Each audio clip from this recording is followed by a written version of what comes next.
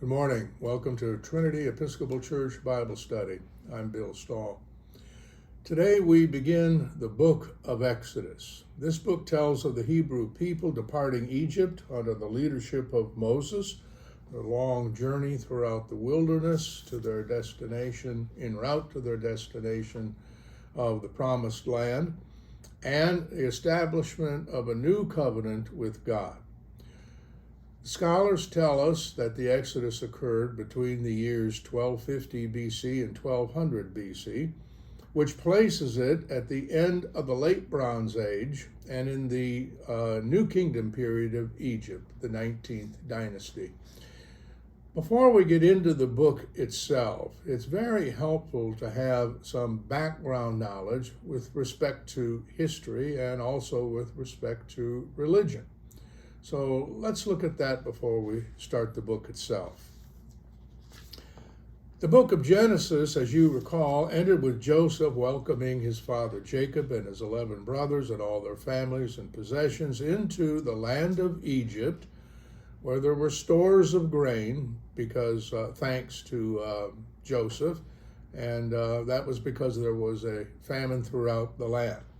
And because of Joseph's status in Egypt, Pharaoh allowed these people to live in the land of Goshen because it was rich grazing land and they were shepherds. More than 400 years have passed as the book of Exodus opens, and the descendants of Jacob have now become a nation of 12 tribes. They are called Hebrews. This is the first time we see the word in the Bible. Actually, Hebrews is an Egyptian word. Indeed, it is a slang term that meant wandering gypsy. So it gives you an impression of what the Egyptians have come to think of these people. It's human nature, a superior group of people, I shouldn't say that, more advanced group of people thought themselves superior and would look down their noses on less advanced people. So they have fallen from favor by now. They are oppressed and virtually enslaved to and confined to hard labor under Pharaoh's ambitious building campaign. The scholars believe the king of Egypt at this time was either Ramses II or his son Merneptah. Ramses reigned 67 years. And he undertook a colossal building program. So it seems plausible that the Hebrews were oppressed during his reign. He also exercised significant military influence over the tribal lands of Canaan. But near the end of his reign, his control over that land was waning. And so it appears that if the Exodus occurred during his reign, it would likely be at the end of his reign when he was a very old man in his 90s and his control over Canaan was weakening. Why do I say this? Well, where were the Hebrews bound for under the leadership of Moses? To Canaan. Well, it wouldn't make too much sense to leave Egypt and go to Canaan if Canaan was strongly controlled by the Egyptians. They really never got out of Egypt or Egypt's control. But at the end of Ramses' reign, then that would have looked like a more favorable situation for the Hebrews, and particularly under Merneptah's reign following Ramses, that would have been the case. Well, Merneptah was no youngster when he assumed the throne. He was in his 60s. Indeed, his father had outlived 11 or 12 of his older brothers. Merneptah had been the general of the army, and at age 48, he became heir to the throne. Historians believe that in the last decade of Ramses' life, Merneptah was really the real power behind the throne. So, considering the historical information that we have, it seems probable that the oppression of the Hebrews began in the later years of Ramses II, and the Exodus itself took place under Merneptah. Indeed, we are going to see this a little bit later this morning. The Bible, in fact, says Pharaoh died. So there are two pharaohs involved with this story of Exodus. The first one was the one who oppressed the Hebrews. The second one was the one who lost them. So now I want to look at the religious background. I think this is very informative.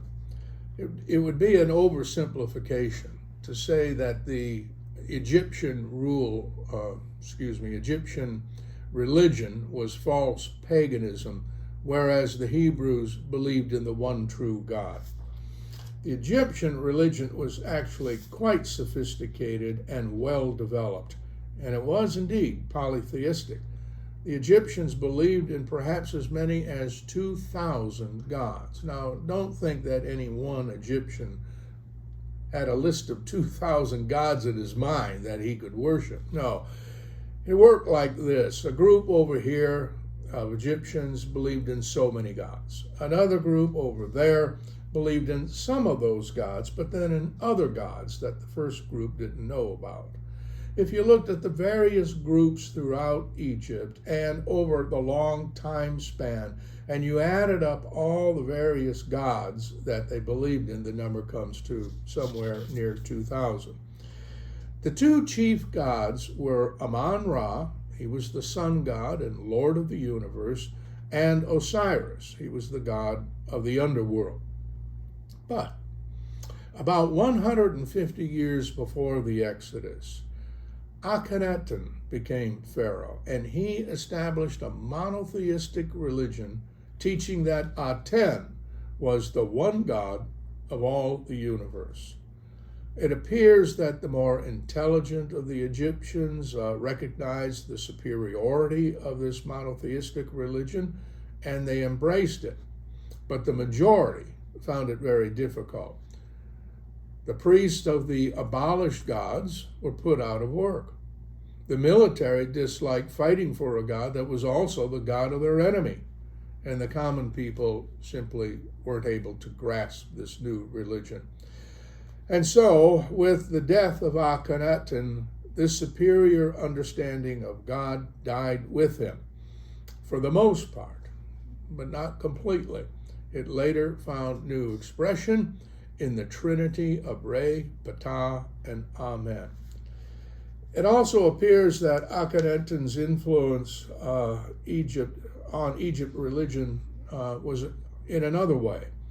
For only after him did the Egyptian people come to believe that they could have a personal relationship with a god. Now, you may not have heard of this fabulous, in my opinion, pharaoh Akhenaten, but I'm sure you've heard of his successor and son-in-law, Tutankhamun, commonly called King Tut. Ptah, one of the members of this trinity, was the god of Memphis, and the people of Memphis developed a remarkable theory. They asked the question, what caused creation? They arrived at the theory that Ptah created the universe by acts of his heart and tongue, that he conceived of the idea of a universe and then executed it by uttering the command. In other words, they believed in an intelligence and a will behind creation. They believed in a creator being. This is profound thought that has no parallel in history, in the history of ancient man prior to the Hebrew religion. The Egyptians believed in life after death. Consequently, they developed embalming and placed many goods in the tombs of the dead. The Hebrew religion throughout Old Testament history had no belief in life after death, and by the birth of Jesus, the concept was only in its infancy through the teachings of the Pharisees. In contrast to the Egyptians, the Hebrew religion at the time of the Exodus was not well developed.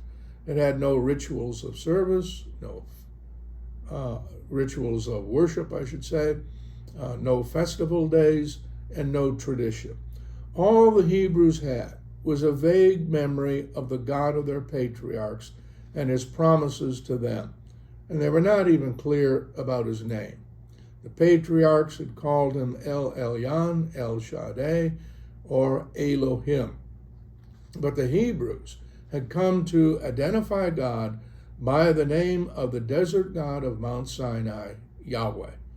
Even so, they held to the promise that they would possess and live in the land of Canaan, and that gave them hope. Well, throughout history, man has striven to understand who and what God is. And one of the reasons that he has done this is to ascertain a better understanding of himself. The Egyptians made profound religious advancement, especially with the monotheistic religion of Akhenaten. It causes me to wonder whether God might have considered them to be the nation to carry forth his torch of truth and to be his chosen people. But by the time of the Exodus, the Egyptian religion was indeed very complex, and it had become political.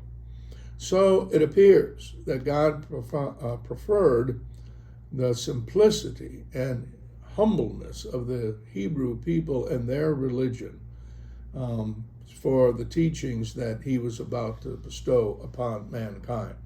So if you think about this makes a lot of sense. The Hebrews didn't claim to know too much about anything, so they're teachable. The Egyptians, on the other hand, were very proud of what they knew and believed they knew quite a lot, so it was more difficult to teach them. And the episode of Akhenaten and his monotheistic religion is proof of that. It failed.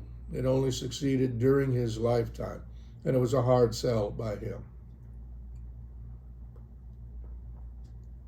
We might wonder just why God would allow his people to experience the hardships of bondage. I think it's because God wanted the descendants of Jacob to be a civilized nation before bestowing upon him his teachings of the Ten Commandments, followed by the law. Because civilization provides the benefits of organization and discipline, and that would serve to preserve and foster the teachings that God was about to bestow upon his people. So we can think about this 400 period in bondage as the gestational period of the nation of Israel. If Jacob's family had returned to Canaan after the 7 years of famine, they would have remained nomadic shepherds, requiring large grazing lands and much space between families and clans. They could hardly have become a unified nation. But in Egypt, the Hebrews were taught the art of civilization by the best possible teacher, the greatest nation on earth at that time. Okay, so with that, we will begin the book of Exodus. Exodus begins with Pharaoh giving voice to his concern regarding the Hebrew people. He says, "They have become so numerous and strong. They are now a threat to us. If war should break out, they might leave the country and join the enemy." And so the oppression of the Hebrew people begins. And here the Bible mentions the name Ramses. Chapter 1, verse 11. "So they put slave masters over them to oppress them with forced labor, and they built Pithom and Ramses as store cities for Pharaoh." Well, this Pharaoh, Ramses II, had a really big ego. He plastered his name all over Egypt on monuments and sculptures and so forth. In fact, he did more than that. He would take the name of a predecessor that was carved onto some monument and erase it and have his own name put there to replace it. So the fact that a city was named Ramses, well, guess who would do that but Ramses II himself. The oppression of the Hebrews began late in their 400-year sojourn in Egypt. It happened, as I said, during the reign of Ramses II for political reasons. This Pharaoh had many enemies beyond his borders. and he distrusted the allegiance of the Hebrew people. And so, to protect his nation from treachery, and at the same time to forward his building campaign, he virtually enslaved the Hebrews. Yet this hardy people, even confined to hard labor, continued to grow and multiply. So Pharaoh orders all the boys to be killed. He says, "Throw all the boys born to the Hebrews into the river," meaning the Nile, "but let all the girls live."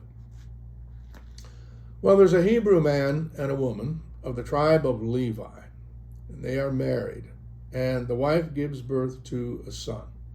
She keeps him for 3 months, but when she can hide him no longer, she places him in a basket and coats it with pitch to waterproof it and sets it afloat among the reeds along the edge of the Nile.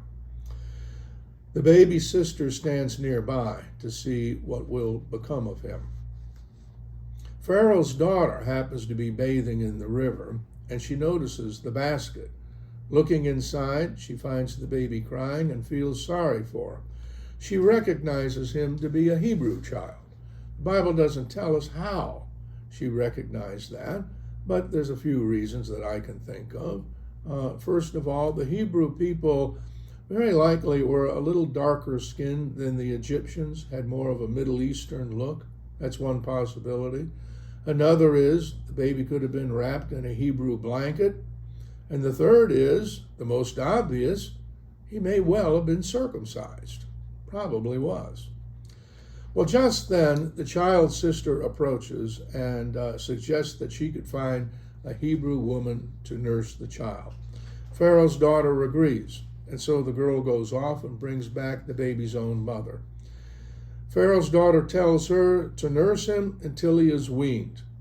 When the mother brings him back, Pharaoh's daughter treats him like her own son, and she names him Moses because she says, "I drew him out of the water." That's a derivation of the word Moses. Well, the great ancient historians Josephus and Philo give us legendary accounts of Moses' education. And the book of Acts says that he was taught in all the wisdom of the Egyptians. But the book of Exodus tells us nothing of the early years living as an Egyptian. But it's reasonable to assume, considering that he was raised by Moses' daughter, Pharaoh's daughter, that Moses was given the best that Egypt could offer. Now, the great film by Cecil B. DeMille, The 10 Commandments, suggests that he had a real chance for the throne. Well, I think that's probably a bit of a stretch, but he likely enjoyed and would have continued to enjoy a superior position within the government and society had he chosen to stay in Egypt. Well, somehow, Moses learns that he is Hebrew, and the Bible doesn't tell us how he has learned this.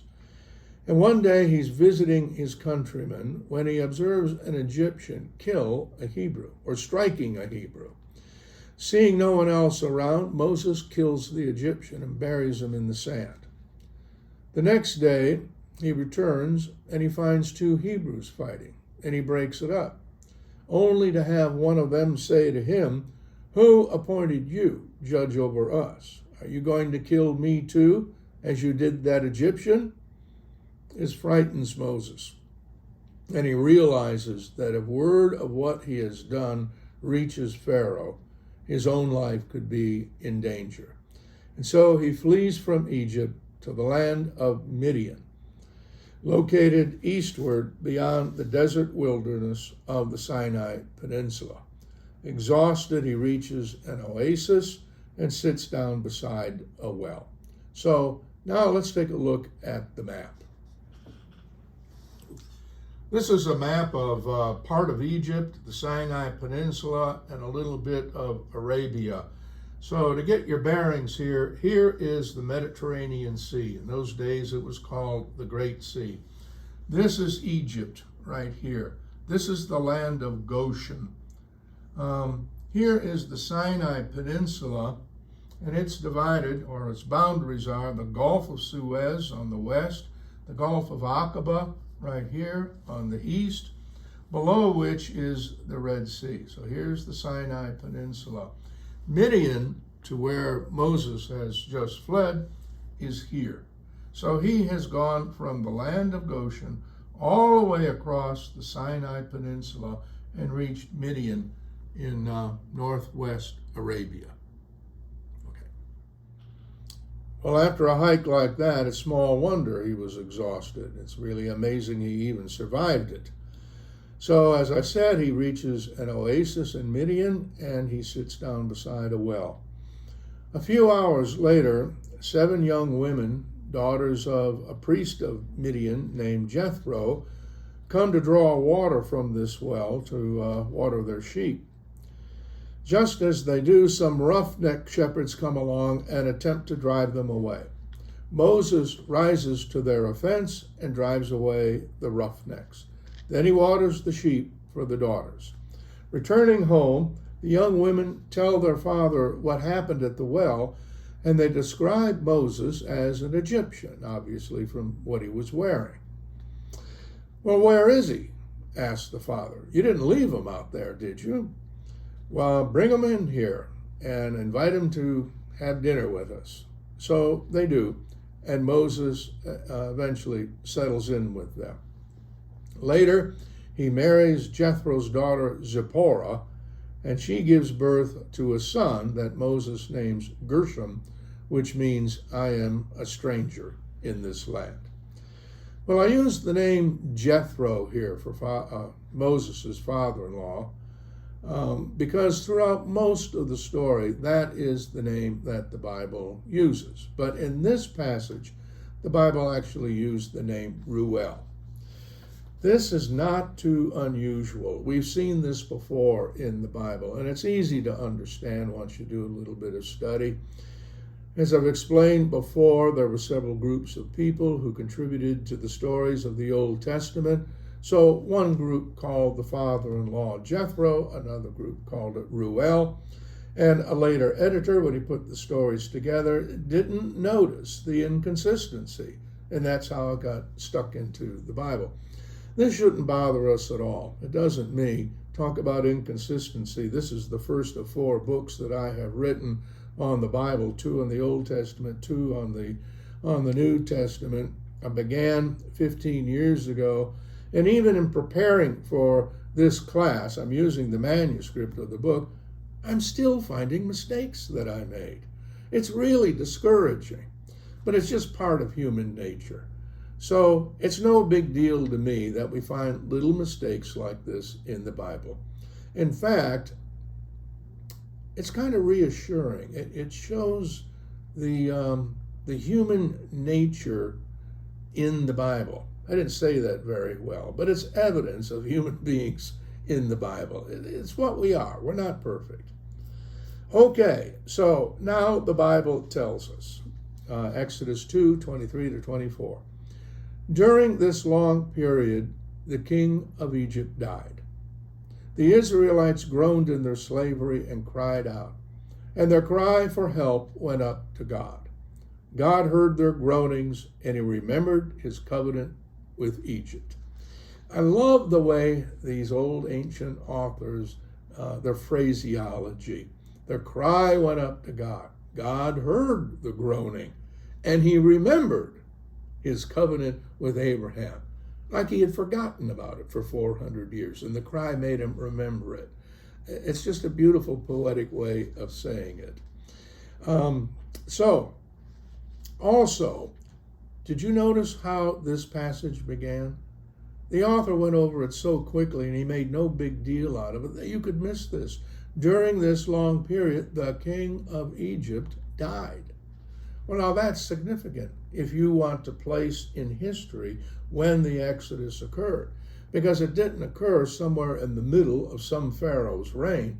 It was right at the death of one pharaoh and the assumption to the throne of a second pharaoh. Okay, makes it much easier to pinpoint, if we dare use that word, just when the Exodus occurred. Okay, so during according to the historians, Ramses died in 1212 BC, and he was succeeded by his son Merneptah. And that was the only succession to the throne that occurred in the 50-year period, 1250 to 1200, in which the scholars believe that the Exodus took place. So I think we've got it pretty well nailed down here. Ramses II was the pharaoh of the oppression. Merneptah was the pharaoh of the Exodus. And we're going to narrow it down even closer in our following lessons. But this ends the lesson for today. Well, guess what I forgot to do? I forgot to open with a prayer. So forgive me for that. Maybe you can say a prayer for me for my little mistake there. But let's end with our short prayer. Praise be Jesus Christ, sovereign of the universe and Savior of the world. Amen.